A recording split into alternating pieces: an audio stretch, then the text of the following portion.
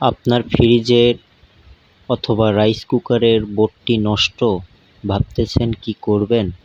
চলুন ভিডিওটি না টেনে দেখুন কিভাবে মেরামত করে আবার পুনরায় চালাবেন।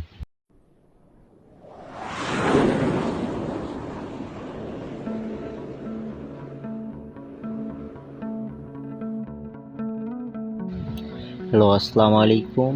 আমি মোহাম্মদ রাফসান জানি। আমি একজন টেকনিশিয়ান। আজকে সুন্দর একটি ভিডিও নিয়ে আপনাদের মাঝে হাজির হলাম। ভিডিওটি হচ্ছে কম্বাইন বোর্ড।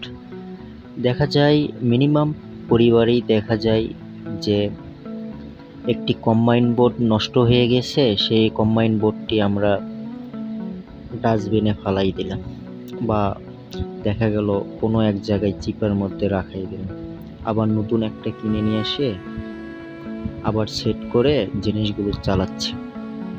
মূলত এটা কি সঠিক, না ওই জিনিসটি ঠিক করে চালানোটাই মনে হয় আমার কাছে সঠিক মনে হয়। মিনিমাম আপনারা বিষয়টি বললে আপনারা কি মনে করে নেবেন কি জানি না। আমি মাসে মিনিমাম 30 থেকে 40টা কম্বাইন্ড বোর্ড পরিবর্তন করে আসি। মানে এতটা পরিবর্তন করতেছি যে নিজে খুব খারাপ লাগে যে 2 টাকাতে কিনেন অথবা 1 টাকাতে কিনেন, সেটা আপনাদের ব্যক্তিগত ব্যাপার। যখন টাকা দিয়ে জিনিসটা কেনা হয় সেটা যদি নষ্ট না সব কিছুই ঠিক আছে, ছোটোখাটো একটু প্রবলেমের কারণে যদি পরিবর্তন করতে হয়, আমি এটা মনে করি অপচয় করা হয়। আমি আশাবাদী আপনাদের এই ভিডিওটি যদি আপনারা মনোযোগ সহকারে দেখেন, অবশ্যই বুঝতে পারবেন যে আপনার জিনিসটি যে নষ্ট, এটা আপনারা কিভাবে ঠিক করবেন। মিনিমাম কম্বাইন বোর্ডগুলোতে দেখা যায় যে সমস্যা হইলে সুইচটারই প্রবলেম হয়ে যায়।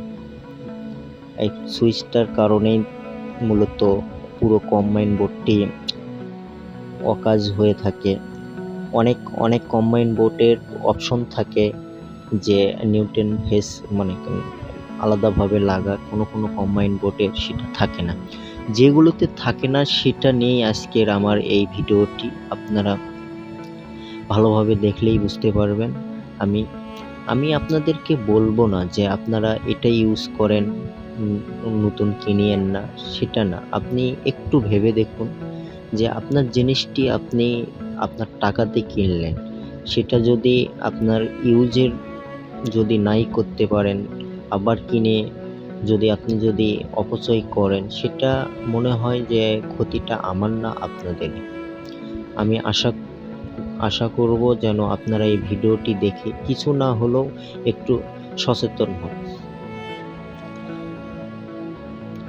আর মূলত ভিডিওটি করার কারণটাই হচ্ছে আমি একজন টেকনিশিয়ান। অনেক বাসাতেই আমার এই বিষয়টা নিয়ে অনেকবার যেতে হয়।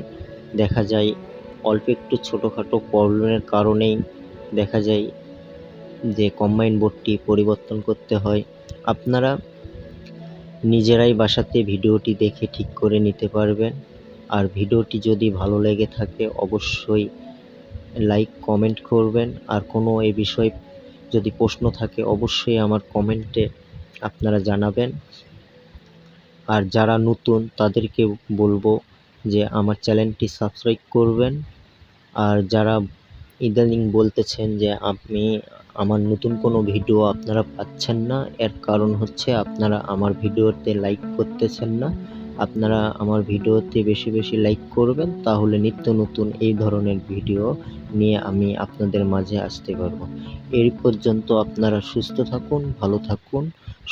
সবাইকে ধন্যবাদ।